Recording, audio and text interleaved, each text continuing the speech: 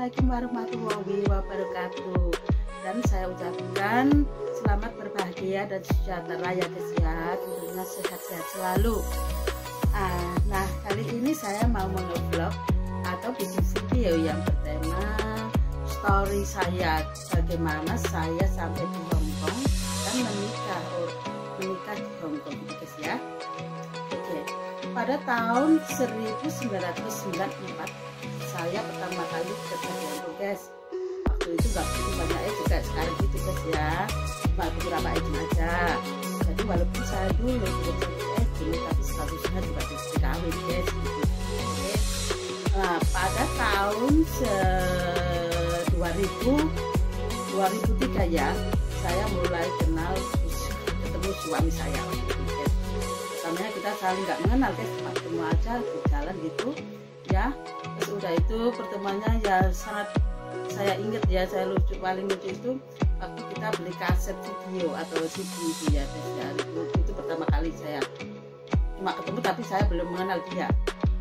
Yang kedua itu waktu saya mau ke Matono itu ya, mau beli itu ngantri, ketemu dia lagi. Ini jodoh namanya ya guys ya. Lah udah itu ngomong cuma iseng-iseng aja, sudah nggak saya pikir. Tapi ya akhirnya gini guys, sering telepon, kontak, ngobrol, kadang-kadang ketemu gitu ya, ada waktu ketemu, minum apa itu kafe gitu, makanan kecil gitu ya, ngobrol, saling ingin mengenal gitu ya, gitu guys. Tapi itu berjalan sampai kira-kira tahun 2005 guys. Jadi saya kira-kira 2 tahun ya pacaran itu, putus sambung guys ya. Namanya kan saling adaptasi gitu ya guys, saling menjelajahi gimana sifat karakter seseorang gitu guys ya. Nah oke, pada tahun 2005 saya nikah guys, itu resmi nikah di sini. Statusnya itu pernikahan di Hongkong gitu ya, untuk peraturan Hongkong juga gitu. Terus pada tahun 2006 guys, itu saya punya anak. Ini ya saya bersyukur ya, alhamdulillah saya dikaruniai anak. Begitu nih menikah 1 bulan terus saya hamil. Terus 2006 saya melahirkan anak seorang laki-laki guys, yang ganteng ya, lucu gitu ya, imut gitu ya. Lanjut ya guys ya, ingin tahu dari mana saya? Asal saya dari Kota Malang guys ya. Saya dari keluarga biasa-biasa saja, bukan orang kaya, cukup, yang penting cukup itu aja ya. Saya sekarang tinggal di Hongkong kira-kira 27 tahun guys ya. Saya ketemu suami saya waktu itu sekitar saya 10 tahun kerja di Hongkong, baru kenal suami saya, dan yang akhirnya menikah sampai sekarang, sampai anak saya umur kurang lebih 16 tahun ya. Oke. Dari situ sebenarnya ya banyak liku-liku yang penuh perjuangan di sini guys ya, karena ini bukan negara saya sendiri, negara suami saya, dan itu segala peraturannya juga nggak sama ya. Di sini lebih disiplin, harus tepat waktu. Lanjut guys, ngomong masalah kebahagiaan. Sebenarnya kebahagiaan itu tergantung dari diri kita sendiri guys ya. Kita kalau pandai-pandai berterima kasih pada Tuhan, tentunya kebahagiaan itu pasti ada dan datang guys, percaya itu. Karena semua itu dari pengalaman saya sendiri guys, gitu ceritanya ya. Cerita singkatnya dulu, saya masih belum mengenal banyak tentang karakter atau sifat suami saya itu. Saya bener-bener dulu itu gila stres guys, bener. Karena itu saya berusaha bangun dan berdiri kuat, tegar, dan berani tanya gitu. Sudah itu saya berusaha menyelesaikan kekurangannya apa, menyelesaikan itu masalahnya itu apa, kekurangan saya itu apa, dan kesalahan saya itu apa gitu ya. Sebaliknya suami saya gitu, saya berusaha tanya suami saya maunya gimana, selanjutnya, jalan selanjutnya rumah tangga ini gimana gitu, saya suruh suami saya ngomong sendiri. Jadi kita saling tukar menukar antara suami saya, pemikiran suami saya sama saya gitu. Baru bisa jalan sampai sekarang ini guys. Nah, kalau cerita masalah gimana mertuanya baik apa enggak guys, lah saya cerita dari sekarang ya.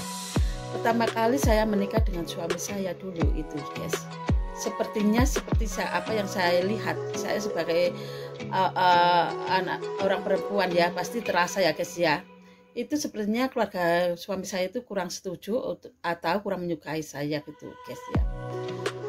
Itu sampai berangsur-angsur sampai anak saya lahir guys ya.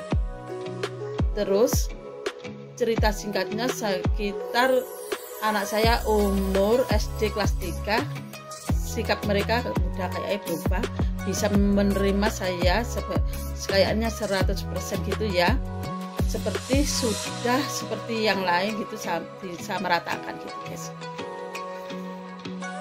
Tapi untung ya, alhamdulillah, syukur alhamdulillah, karena apa, suami saya itu orang sukses.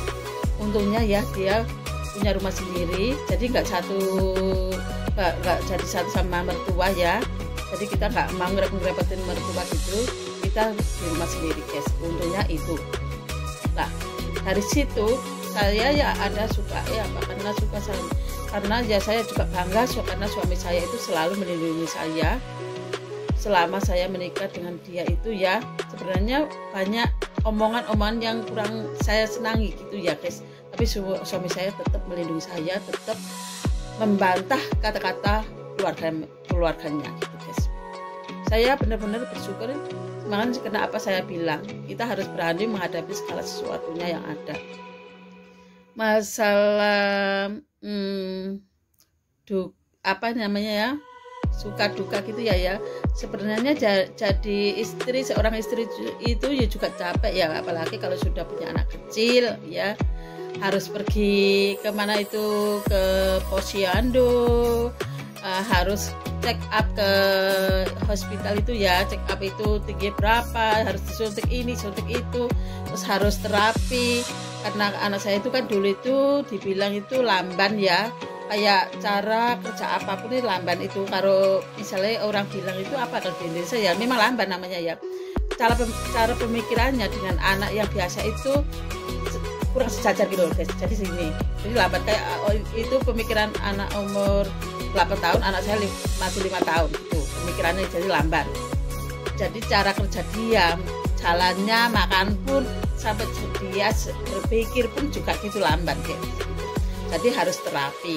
Jadi bukan karena anak saya itu nggak normal, bukan nggak normal sebenarnya, cuma lamban aja.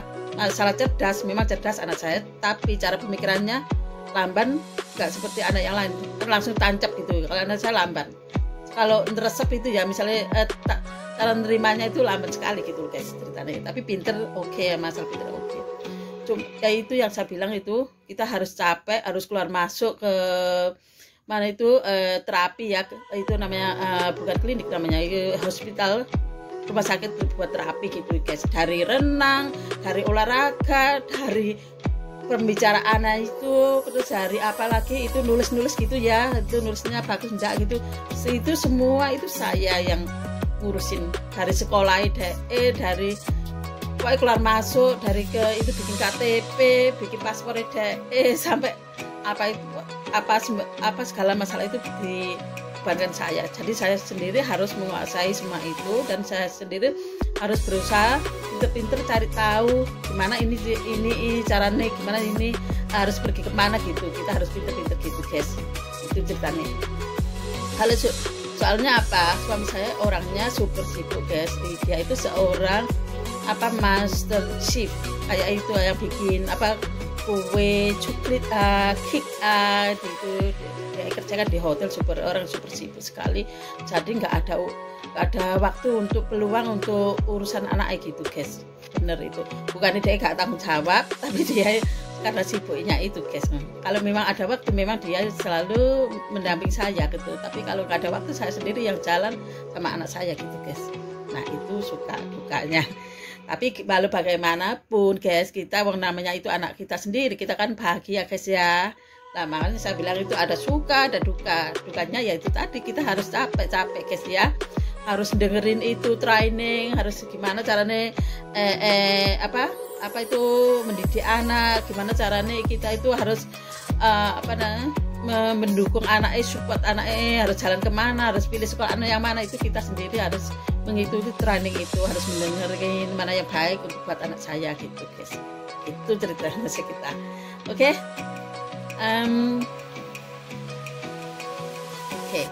Kalau sekarang cerita-cerita masalah saya sekolah apa, lulusan apa itu guys. Saya sekolah saya nggak begitu tinggi guys, yang penting sekolah gitu aja ya, sekolah menengah atas gitu ya. Soalnya nggak sampai kita itu kuliah sampai tinggi gitu guys, jadi saya potong gitu aja, anggap aja sekolah menengah atas. Oke. Saya ya bukan university apa gitu, bukan ya, biasa aja. Oke. Tapi yang penting itu semua itu kita harus belajar dari pengalaman ya, bukan karena sekolahnya tinggi gitu harus begini begitu, bukan. Meskipun sekolah tinggi tapi kalau pengalaman nggak ada kan percuma guys ya. Nah itu kita harus cari tahu sendiri, gimana kita harus cari pengalaman, gimana melihat di luar itu gimana sih gitu. Itu namanya pengetahuan luar ya. Yang penting kita itu punya pedoman sendiri guys ya. Jadi orang hidup itu harus berusaha, jangan malas-malas gitu ya guys ya. Itu sehingga kita jadi orang yang sukses gitu guys ya. Oke. Nah, cukup sampai di sini guys ya video saya. Bila ada kata-kata saya yang menyinggung perasaan kalian, ya sekali lagi mohon maaf, sekali lagi mohon maaf ya. Barangkali kalian nggak suka atau gimana, support dan komennya ya. Jangan lupa like, share, komen dan subscribe-nya, oke? Terima kasih.